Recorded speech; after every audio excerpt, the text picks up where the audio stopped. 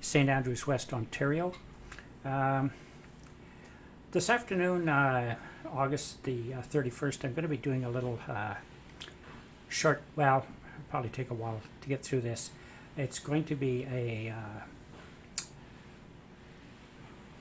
little stream on aviation weather. So what we're going to be doing on aviation weather, we're going to be having a look at METARs and TAFs. Aviation weather is, I guess you could say it was, when I worked, it was my life. I started working for Transport Canada in fall of 1967. I worked 30 years with them. I retired in 1997. Went back as a personal contractor with them and worked on and off until 2010, and really haven't done much in the way of work since 2010. And I got into this flight simulation thing, so I probably know a little bit about aviation weather. I should, if I don't. So anyway, we're going to be looking at some aviation weather. Now, there's numerous sources to get your aviation weather, and I'm going to be looking today at, I call it METARs. Some people call it METARs. Some call it tomato, some call it tomato. METARs are meteorological aviation weather reports. And TAFs are terminal aerodrome forecasts. We're going to be not paying too much attention to TAFs today. I'll do TAFs another day, but I'll introduce where you can find both of these products. So to find these products, like I say, there's numerous, and everyone has, I'm sure, their method of finding these products. But I like to use a site called NOAA Aviation Weather Center. And on that center, I go to Observations, METARs, and it brings up a map. Now, I'm not terribly fond of using the map. I like to actually bring up the station information. Some people have a little bit difficult time reading that. That's what we're going to be looking at today. But if you type in the identifiers here, and the nice thing I like about this one from the States is it brings up products from around the world. So it isn't just United States. You can get Canada, you can get United States. So I'll just bring up a place I was stationed to one time, Colorado Springs. That's KCOS. And I'm located right now near Ottawa, so I'll put in CYOW. And we'll just bring up the weather for Colorado Springs and for Ottawa. And I'm going to include the TAF. So if I don't click this little button here, it doesn't include the forecast. So if I just click get the METAR, I'll try that, then it just brings up the observations. If I click I want the TAFs also, then it gives me my forecast also. So the first line is the METAR, and then the lines that follow that is the TAF for the forecast. So I got for Colorado Springs, and then I got for Ottawa. Now, we're going to go into the detailed decoding of this in a few minutes. So that is what they call the raw data. This is, it isn't really all that hard to read once you get to it. So we're going to be looking at how to read that in a little bit here. Now, another place, this one here is more pertaining to Canada, but it's a pretty good site. It's the NAV Canada Aviation Weather Site. And I can just look at that. The only drawback of this site is when you bring up the products, they are pertaining to Canada. You can go a little bit south of Canada, but really not so much. So if you're looking up METARs and TAFs, if I tried to look up Colorado Springs here, it wouldn't give it to me. It would only give me Ottawa, because Ottawa is a Canadian station. And so let's just look up, I'll just type in here, let's type in CYVR, that's Vancouver, and Ottawa.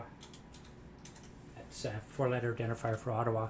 And what it brought up, a little bit different format in the sense that in the Canadian one, it gives you the last three METARs, so the 16, 17, and 1800 METAR, and then followed by the TAF, similar to the NOAA site. And then for the second station I put in, it gives me my last 3 METARs and the TAF. Drawback, no American stations here, which if you're looking for American sites, this is not really the one. Now, there are many, many other locations that you can get your METAR and TAF. These are just, I guess you might say, 2 of my favorites. That's the ones I use all the time. So anyway, now what we're going to do for the rest of this thing is we're going to be taking a little bit more of an in-depth look. And for today, it's going to be the METARs. Maybe another day I'll take a look at the TAFs. So what I've got here is I'll just go over to a little presentation I've put together, and it'll just give us a little bit of a rundown. Now, this presentation here is going to be for the Canadian METARs as opposed to the American METARs. For the most part, they're the same, with the exception of remarks. I'll put together a little bit of a deal some other day pertaining to the U.S. remarks. They're not really all that complicated, but they do have different remarks that are after the METAR, the stations for the United States use, as opposed to the ones in Canada. So what we're going to be looking at here today, we're going to be looking at the purpose, types, time, content of the METAR. METAR, routine aviation weather report, an internationally coded report used to provide detailed weather information to meet the needs primarily of aviation. Now, this does not mean that other users can't use this information. This information is, where do you get, if you listen to the radio, where do you think they get the temperature from? They get the temperature from the airport. That's where they get the temperatures from. There are other automatic stations around. A lot of people even have their own weather stations, and they submit them into locations and weather data. It doesn't have to be from an airport, but the marine, forestry, general public, they can use this information out of the weather report that's generated primarily for aviation. Content of it, there's a lot of stuff here. There's the type of message, station identification, date and time, wind, visibility, runway visual range, present weather, sky condition, temperature, dew point, altimeter, recent weather, wind shear, and last, the remarks. It's the remarks that's different for United States and Canada. Some of the remarks are the same, some of them are different. An example. Here's an example of a raw METAR out of Winnipeg. The METAR starts with the word METAR. It's followed by the 4-letter identifier. All around the world now, they're 4-letter identifiers. And then they give the time, the wind, and so forth and so forth. We're going to be breaking this report down.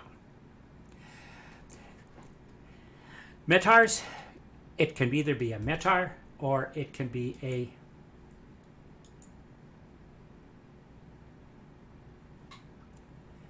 SPECI. Now, a special, if it says METAR, it's going to be on the hour. If it says special, it's a report that's filed between the hours, indicating there was some significant weather change to necessitate a special report to be filed. Now, in Canada, they prefix the report with METAR or this special. In the United States, they don't. In the United States, they just start with the 4-letter identifier. So there's a difference between Canada and the United States.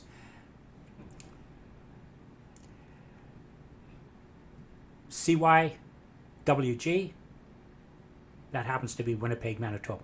4-letter identifier, first letter is C, Canada, first letter is K, United States, first letter is E, could be in England somewhere, and so forth. First letter in L in Europe.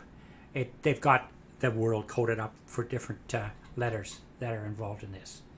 For Canada, just remember if it starts with the letter C, it's Canada, K, it's the States. So if you're looking for JFK, it'd be K, JFK. Boston, K, BOS. If you're looking for Toronto, it's C, Y, YZ, so forth.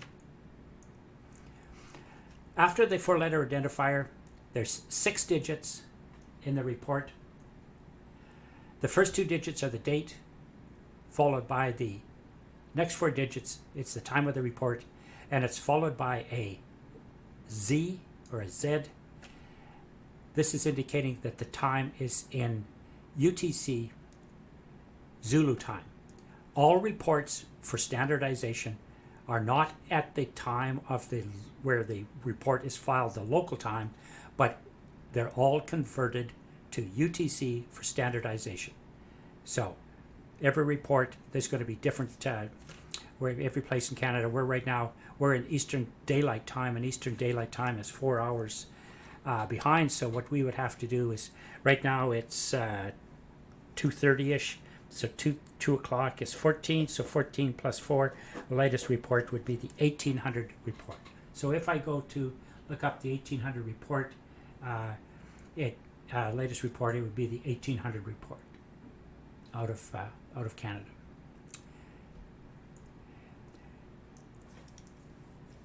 If it's out of Canada and you see auto, that means it's generated by an auto reporting station. In the States, somewhat different, you'll see A02 or A01 later in the message, indicating it is a auto reporting station. If the report is a correct report, God forbid there was an error in the original, they could send out a correction. CCA, first correction, CCB, second correction, CCC, third correction. Surely there wouldn't be more than that. After the time, the next information is the wind.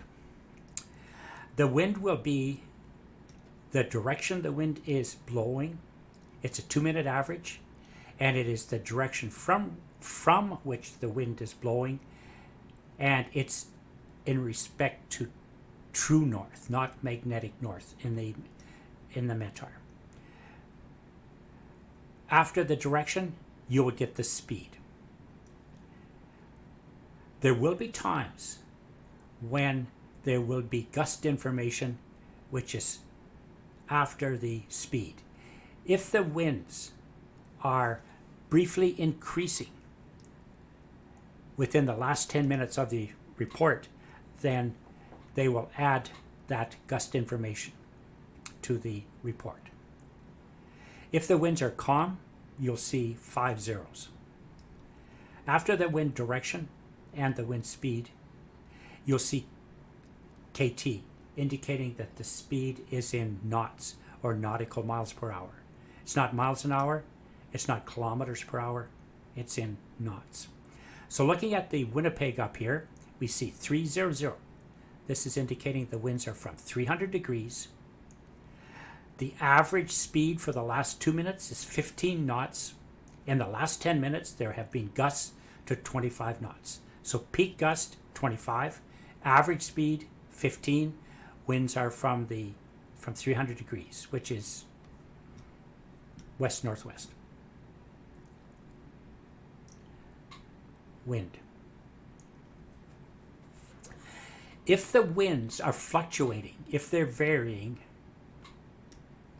bobbing around, they're not really a good solid fixed direction, they could put in the variance of which it is varying. And it has to be varying by 60 degrees or more before they put it in.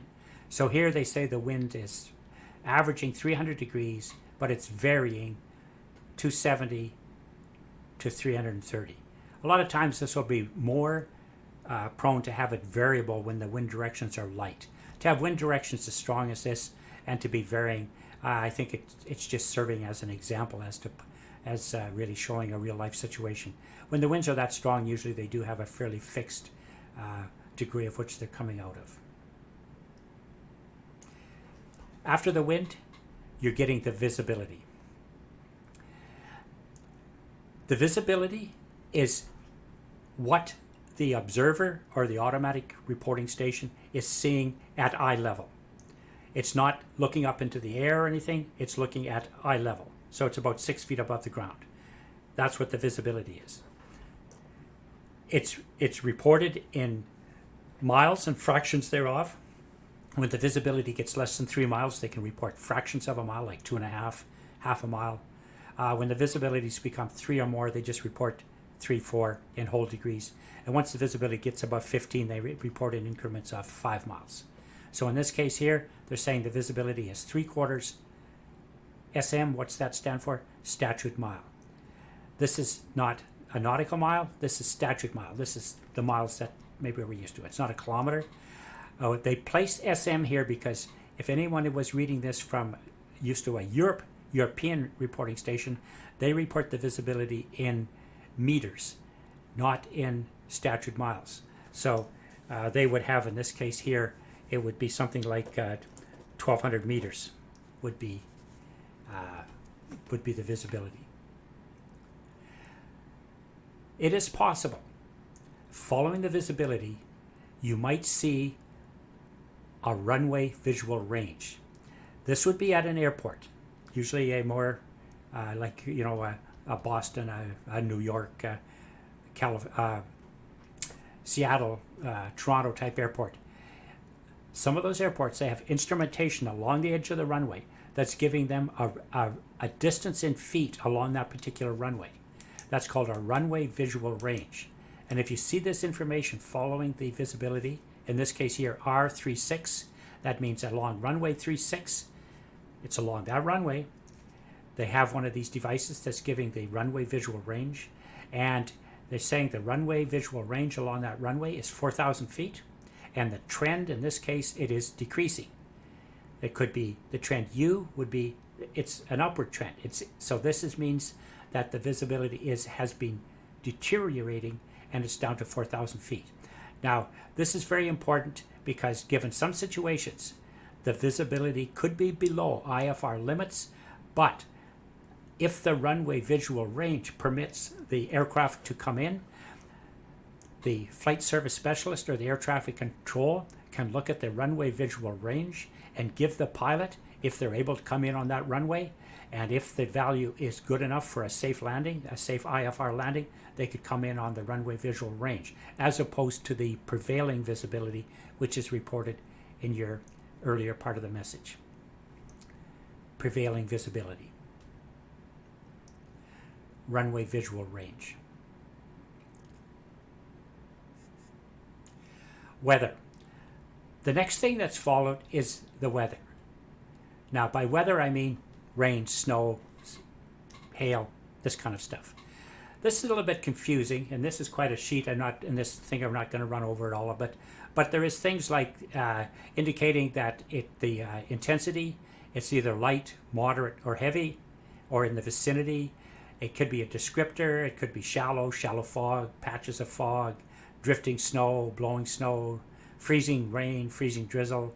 Then you have things like drizzle, rain, snow grains, hail. What you really have to do is you have to get a decode sheet or something like that if you don't understand these. Most of these sort of make sense. Some of them don't totally. Like rain sort of makes sense. Snow makes sense. Drizzle, maybe it makes sense. I don't know. Ice pellets, that doesn't make any sense at all. It would be IP if I was coding that. And it used to be IP, but they changed it to PL. Hail, that's a French connotation. Hail is grill or something like that in French, so they use GR for hail, and so forth. That's precipitation. Precipitation is things that fall out of the cloud. So your drizzle, your rain, your snow, they fall out of the cloud. Things that can obscure the visibility, non-precipitation, are things like fog and mist, smoke, dust, sand, haze, blowing snow. Those types of things could be obstructions to vision. Other things could be sand or dust whirls, squalls. Let's hope we wouldn't have a tornado or water spout. If so, it would be plus FC. If it wasn't touching the ground, just a funnel cloud, and so forth. So those are, and just without getting any great detail, a brief description of what the weather code could be. Intensity qualifier, light, moderate, heavy, or in the vicinity. Present weather descriptors. We went over these briefly. Precipitations. Obstructions to vision. Other phenomena. That's your weather. Now, going up to this report filed out of Winnipeg, the weather part of that message is two things. -SN. This indicates light what? SN was snow. BL is blowing snow. So it's snow falling from the cloud, snow that's blowing, it's on the ground and blowing around. So that's the two things they're reporting. So what is causing this visibility to be 3/4 of a statute mile? It is light snow and blowing snow. Sky condition. Sky condition talks about whether the sky has cloud in it, how much cloud, height at the base of the cloud. These are things, or if the sky is totally obscured. Sky condition, you might see things like sky clear, a few clouds scattered, broken, overcast, vertical visibility, or clear. It's kind of interesting. There's a difference between clear and clear. Now, know what's going on there. SKC is if there is an observer there and the observer is saying there's no cloud or anything in the sky. Sky's clear. If there is an auto reporting station and the auto sensor, the laser ceilometer, which is detecting the cloud, detects no layers below 10,000 feet, they report it as clear. In the States, that's no layers detected below 12,000 feet. Slight difference there, but same idea. So if you see clear in a METAR, that does not mean it is clear. That's really confusing, isn't it? If you see clear, it means there's no layers in the United States below 12,000 feet. If you see clear in Canada, it means there's no layers detected by the laser ceilometer below 10,000 feet. If you see sky clear, it says the sky is clear. Why? Because an observer, a person, reported the sky is clear. If there's cloud in the sky, you could have a few layers. You could have scattered, broken, overcast. Now, in this thing here, we talk about octas. Well, what an octa is an eighth. So if the sky was overcast, it would be 8/8 or 8 octas. If it is broken, it's 2/8 to 7/8. 5/8 to 7/8 octas. Scattered, 3/8 to 4/8. Scattered. A few clouds, 2/8 or less. Heights, you'll always see 3 digits for your height. 001 representing 100 feet. 050 representing 5,000 feet. So really what you want to do is look at the number and add 2 zeros to it. So if you take 10, add 2 zeros to it, 1,000 feet. Always add 2 zeros to what's reported there. That height is the height above ground, not the height above sea level. That's the height above your station. Like in Colorado Springs. At the airport of Colorado Springs, they're 6,100 feet above sea level.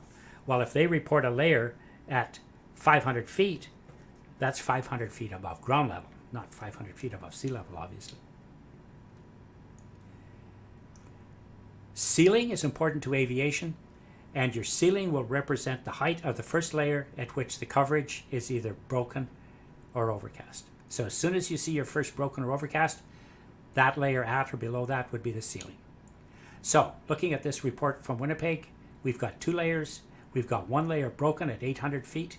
We've got a second layer overcast at 4,000 feet. Which of these would be the ceiling? Well, it's the first one that meets broken or overcast, so the ceiling would be, at 800 feet. So that would restrict VFR flying. It wouldn't restrict instrument flying, but it would give a warning to even the instrument flying people out there. If the cloud is composed of vertical development cloud, cumulonimbus, CB, or TCU, that cloud type will be reported in the sky condition, following the height. So if you did have a layer, let's say you had a broken layer of CB at 5,000 feet, you'd see BKN 050, and then you'd see CB, indicating that there was cumulonimbus out there. You're warning them that there is a severe convective type cloud. Now, cumulonimbus is much more severe than towering cumulus, but towering cumulus is nothing really to ignore neither, because there's turbulence, icing, in towering cumulus and heavy precipitation. Following your sky condition, your temperature in degrees Celsius, your dew point in degrees Celsius. In this case here, it's preceded by an M, indicating that the temperature is below freezing. So 0 is freezing point in Celsius, so -5 is -5 degrees Celsius. Minus dew point -8 degrees Celsius, rounded to the whole degree. The next thing in the METAR is the altimeter setting. The altimeter setting, if it's prefixed with an A, it's indicating that the unit will be inches of mercury. That's the standard in North America. In Europe, it would be preceded by a Q, and the altimeter will be in millibars or hectopascals, however you want to say that. This is saying in Winnipeg, the altimeter setting is 29.92 inches of mercury. That is the sea level pressure expressed in inches of mercury passed to the pilot, so the pilot can set the altimeter in the aircraft, and if properly set in the altimeter, the aircraft will read the height that aircraft is above sea level. If the aircraft is sitting on the ground, and if the runway is at 600 feet above sea level, it would read 600 feet. It doesn't read 0. Always get an updated altimeter setting. Very important. In Canada, not so much in the States, but they can have it. You can report recents. This is if you have weather that has gone on since the last hourly reported. It's not going on now. It could say recent. So in other words, they're saying that we do have snow now, but we had recent freezing rain, which is serious. So we had a recent weather. Wind shear. If there is a report of wind shear or wind shear is detected by wind shear indicators, the wind shear is followed after your recents. This is saying that there is wind shear, runway 36. Wind shear is a change of wind direction or speed. In Canada, not the United States. In the remarks, they indicate the cloud type and how many in eighths there are coverage of the cloud. In the States, they don't bother putting the cloud types in this information in. In this case here, the remark, it starts that the lowest layer is a cloud called stratus fractus, and there's 5/8 of it. The second layer is nimbostratus, 3/8. You will not see those cloud types and the amount in octas in the remark in a US reporting station. You will see it in Canadian stations. Following that, they got a remark that the visibility to the south is 2, so the prevailing visibility is 3/4 of a mile, but a person coming in from the south would have 2 miles visibility. So that visibility is greater to the south. When you see SLP at the end of the message, this is stating that the sea level pressure expressed in hectopascals or millibars is, in this case here, 1013.4 hectopascals or millibars. This is the sea level pressure expressed in millibars. The altimeter setting is the sea level pressure expressed in inches of mercury. Some examples. Here's a METAR. This is out of a place called Cold Lake, Alberta. It was for the 30th day, 12 Zulu. CCA is indicating that it is the first correction of this. Winds are calm. Visibility is 15 statute miles. There is shallow fog. There are 2 layers of cloud, a scattered layer at 7,000 feet, broken ceiling at 25,000 feet. Temperature is 10. Dew point is 6. Altimeter setting is 30.06. Remarks. In Canada, you're going to get the type and the amount of and cirrus. So we got the type is alticumulus, there's 4/8, and the cirrus, the opacity of the cirrus is 0. And there's a remark that there's alticumulus castellanus. That's alticumulus that's building a little bit associated, and the sea level pressure is 1018.9. Second report is a report out of CYQV, that happens to be Yorkton, Saskatchewan, and it's the 30th, 1200. This is an auto reporting station. and it's saying the winds are, this means that there's nobody there. It's just all the information is coming right out of an auto reporting station. The winds are 340 degrees, from 340 at 9 knots. The visibility is 9 statute miles. Sky's clear. Now, does that mean the sky's clear? Maybe yes, maybe no. Really all it means in Canada, there's no layer reported below 10,000 feet. If it was a manned observer and the sky was clear, it'd say SKC. Temperature is 18, dew point is 14, and the altimeter is 29.94. Remarks sea level pressure 1,013.9. So that's sort of taking a brief look at the breakdown on this. So what we've done, folks, we've spent a little bit of time looking at the aviation weather, the sources of the weather, and the METARs and TAFs. I'll give a breakdown of the TAFs another time on another thing. I think that's going to be it for this particular session. A little bit fast, I know. If you would like some information on this, we have a Discord station, Explain for Learners, Learning Center, Discord, and also a Facebook, Explain Learning, and more information can be obtained. And what I've done there is I've put some very good links that you can study in more detail on this, particularly on the Discord server for us. And if you come over to my Discord, which is MaxFly, MaxFly 101, I can provide you for a link to get to that site. I guess I could have did it here, but maybe sometime I will. So that was METARs, a little bit about TAFs, not so much about TAFs, and that's going to be about it. So we'll just say au revoir, goodbye from St. Andrews, West Ontario. This is MaxFly 101. Hope you have a rest of your afternoons very good. Mine's going to be pretty good because I don't work. Take care now.